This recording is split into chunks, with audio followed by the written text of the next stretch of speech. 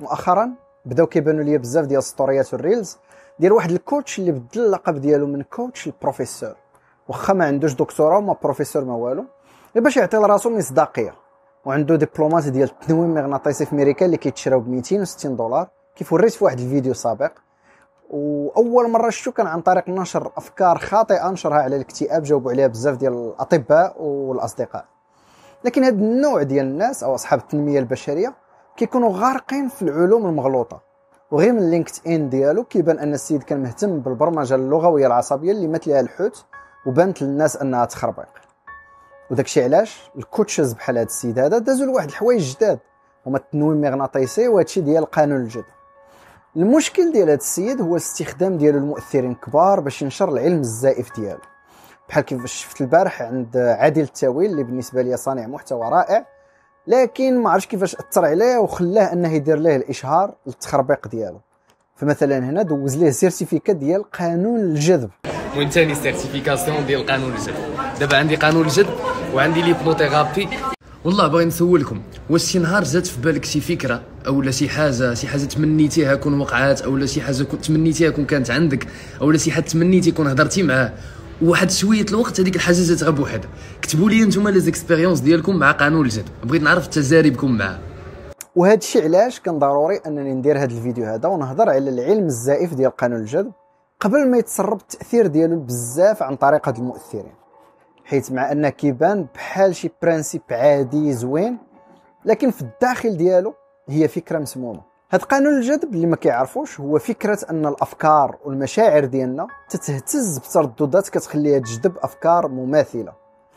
يعني الا قدينا الافكار ديالنا مع الرغبات ديالنا فغادي نجذبوهم، واذا كانت عندنا افكار سلبيه فغادي نجلبوا احداث خايبه لينا. فكتفكر في الاهداف بحال الفلوس ولا النجاح ولا الحب بحال ديجا تحققات لك وغادي تحقق لك في المستقبل. واللي كيامنوا بهذه الفكره الا وقع لهم شي حاجه عندها علاقه بالزهر مثلا، كتلاقى صدفه بشي صاحبك ما شفتيش هذه سنوات وغادي يقول لك على شي فرصه شغل اللي غادي تبدل لك حياتك، فما غاديش يقول ان الزهر كان عامل انه لقى هذه الخدمه، لكن غيقول ان الدماغ ديالو في الترددات اللي فيه هو اللي خلق ليه او مانيفيستا ليه هذه الفرصه هذه. ولا بغى بار اكزومبل باركي طوموبيل ديالو في وسط المدينه ولقى بلاصه خاويه، راه ماشي زهرات ليه ولقى ديك البلاصه، لكن الدماغ ديالو اللي حق ليه هذه البلاصه الخاويه. كيف ما كيقول ابراهيم الفقي هنا لما بنتكلم في قوانين الميتافيزيقا يقول لك ان عقل الانسان زي المغناطيس، اي حاجه تتوقعها وتحط معاها شعورك واحاسيسك هتبص تلاقيها بتتحقق شويه شويه من غير ما تحس. لان مثلا هقول لك حاجه، هل عمرك نزلت في مكان والمكان ده كان زحمه جدا وكان معاك سيارتك، وطبعا في ناس كتير مش متوقعه اطلاقا ممكن يلاقي مكان للسياره، لكن انت كنت متوقع تلاقي مكان، هل لقيت؟ يعني الخلاصه انه ممكن لك تغير حياتك فقط بتغيير الافكار والمشاعر ديالك.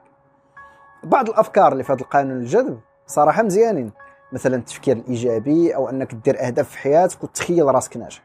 لكن المشكل الكبير اللي عندي مع هذا التفكير هذا هو الجانب الروحي الميتافيزيقي ديالو اللي كيخدموه البعض باش يربحوا زباله ديال الفلوس من عند ناس مساكن باغيين يبدلوا حياتهم، فكيبيعوا لهم الوهم. فاجي ندوزو دابا للعلم اللي مبني عليه هذا قانون الجذب. اول حاجه غادي تلقاها في هاد الناس هادو هو الاعتماد ديالهم على مصطلحات كتبان علميه وهي ما علميه ما والو. فمثلا كيخدموا مصطلح قانون بحال زعما هو بحال شي قانون بحال قانون الجاذبيه، وبزاف من اصحاب هذا الادعاء كيخدموا لقب دكتور او بروفيسور مع انهم ما عندهم علاقه لا بالعلم لا بشي منصب فعلي في الجامعه ولا في الاكاديميه. هذا قانون الجذب مبني على شي حوايج ما عندها حتى دليل علمي، بحال الافكار والمشاعر ديالنا عندها تردد معين كتجذب الاشياء بنفس التردد. وكيقولوا صحاب هذه الفكره هذا ان الايجابي كيجبد ولا كيجذب الايجابي، بعكس داكشي اللي كاين في الفيزياء. فمثلا المغناطيس السلبي كيجذب الايجابي. وديما كيخدموا مقولات كاذبه ديال العلماء بحال اينشتاين واخرين باش يثبتوا داكشي اللي كيقولوا، بينما المقولات بطبيعه الحال ما كايناش.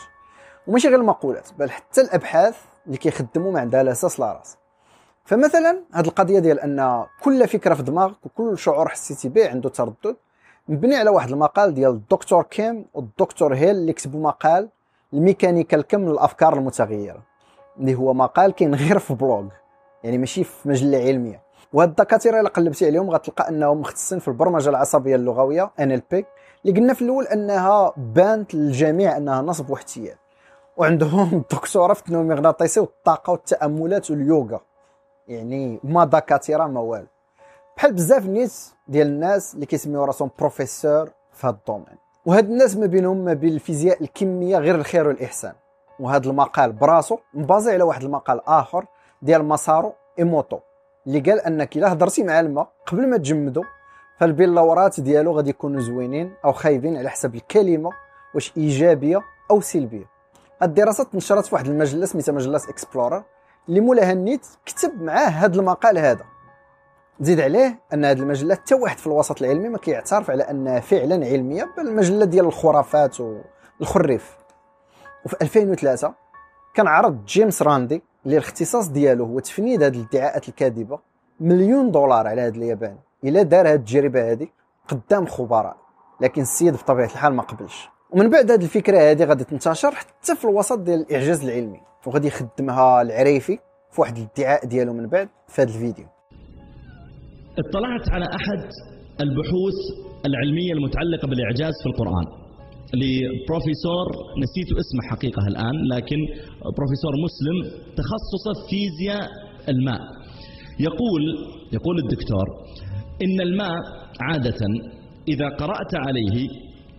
قرأت عليه كلاما طيبا، لو أحضرت ماء وقلت أنا أحبك، أنت جيد، أنت كذا، يقول إن جزيئات الماء الموجودة تتشكل تشكلا حسنا، وإذا قلت كلاما قبيحا تتشكل تشكلا سيئا.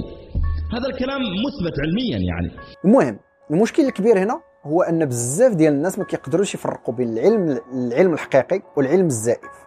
وغير كيكون شي واحد لابس كوستيم ولا كيهضر بالفرنسي ولا مصطلحات رنانه بحال الفيزيك كوانتيك، كيبدا يبان لهم على ان هضرته حقيقيه وبصح، بينما هو غالبا ما عارف والو على فيزياء الكم وغير كيخلط كل شيء مع كل شيء. وهنا عاوتاني غندوزو لواحد لارغيمون، هو علاش كاين مشاهير اللي قالوا انهم مؤمنين بهذه الفكره ووصلوا، بحال مثلا اوبرا وينفري، ويل سميث، دينزل واشنطن، ماكغريغور. وهنا كيدخل واحد المفهوم كنت هضرت عليه في هذا الفيديو هذا، وهو مبدا انحياز البقاء، فين كيوقع اننا كنشوفوا غير الناس اللي نجحوا، لكن ما كنشوفوش مئات الالاف ديال الناس المؤمنين بهذا المبدا واللي داروا حتى حاجه في حياتهم. بينما نيت هاد المشاعر فواخا يقول لك انه مؤمن بهذا قانون الجذب، لكن كاين عوامل اخرى ادت للنجاح ديالهم بحال الزهر، الموهبه، الخدمه وزيد وزيد. ونيت غير هاد المشاهير اللي اعترفوا انهم مؤمنين بهذا القانون الخاطئ بحال دينزل واشنطن، السيد عنده 2 ديال جوائز الاوسكار على الافلام ديالو، لكن خسر 8 المرات قدام افلام اخرى. فهنايا شنو زعما، واش في دوك 2 امن بزاف وفي المرات الاخرين ما امنش كثر؟ ولا مثلا ماكغريغور اللي ديما كيهضر على قانون الجذب فخسر قدام خبيب، شو واش ما امنش مزيان داك النهار انه غادي يربحوا وفي الاخير خسر معاه، وفي المرات الاخرين فين ربح كان امن اكثر؟ فلا اظن. وفي الاخير الضرر الكبير اللي كيبان لي في هذا قانون الجذب كيكون في البلان ديال انه الا ركزتي في اشياء سلبيه غادي يوقع لك اشياء سلبيه، ولا ركزتي في الاشياء الايجابيه غيوقعوا لك اشياء ايجابيه. يعني هنا انت المسؤول 100% على اي حاجه وقعت لك، وهذا خطا. فهنا مثلا ابراهيم الفقي كيقول لك الا صونت التليفون في 4 ديال الصباح وفقتي مخلوع لا تكون شي حاجه خايبه، المكالمه غيكون فيها شي خبر سيء بحال موت او مرض او شي واحد، فانت اللي سببتي هذه القضيه بالتفكير ديالك. بينما كون فكرتي ايجابيا كان ممكن ان المكالمه تكون غير مكالمه خاطئه او شي واحد زقل النمره وصافي. لو حصل مثلا والتليفون رن عندك بالليل الساعه 2 بالليل، يا ترى توقعاتك تكون عامله ازاي؟ في محاضره من محاضراتي كنت بسال السؤال ده، بصيت لقيت ان في سيده قالت لك لو التليفون يرن بالليل معنى كده ان في حاجه وحشه جدا حصلت. وفعلا من ضمن القصص اللي بنحكيها تبص تلاقي ان التليفون رن الساعه 2 بالليل، قامت على طول الزوجه بدات تبكي ان في مشكله هتحصل، في مشكله متاكده، والدي اخذوه المستشفى لانه فعلا امبارح بالليل كان تعبان، وقعدت شغاله على كده. الاولاد صحوا هما كمان وكانوا عمالين يعيطوا، جده تعبان، جده راح المستشفى. فتخيل كميه الشعور بالذنب عند المؤمنين بهذا القانون، تخيل شحال غادي يلوموا راسهم على هذه القضيه. وغير انك تطلب من الناس انها تدوز نهارها كامل بايجابيه وتبعد على اي حاجه سلبيه هو امر غير صحي. فمن الطبيعي انك تحس بجميع المشاعر، وهذه الطريقه في العيش غادي تسبب لك ضرر كبير واجهاد عاطفي يقدر يؤدي بك لشي حاجه خايبه بزاف. بل كاين في وثائق اللي دار على كتاب السر اللي هو في الاصل ديال هذا القانون ديال الجذب فيه ان التفكير الايجابي يقدر يبري الانسان من السرطان. يعني هنا ولينا في حوايج لا يحمد عقباها وممكن تقتل الانسان الا تخلى على العلاج ديال المرض وتبع التخربيق. ومن هادشي كامل الربح الاكبر من قانون الجذب هما هاد الناس اللي كيبيعوا هاد السيرتيفيكات والكورسات الغاليه وكيستغلوا يأس الناس باش يربحوا على ظهرهم.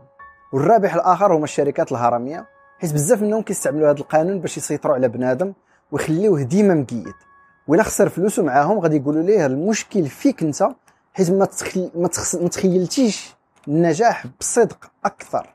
ونيت اكبر الشركات الهرميه في المغرب كانوا بداو بتدريس هذا القانون ديال الجذب بحال ليرن ايرن. ليرن كانت فيها هذه القضيه ديال ليرن ديال التعليم ديال قانون الجذب، ولا هذا اس ام اس اكاديمي اللي كانوا كيوعدوا الناس ب5 المليون في الشهر الا جابوا ناس جداد للبرنامج ديالهم ديال قانون الجذب.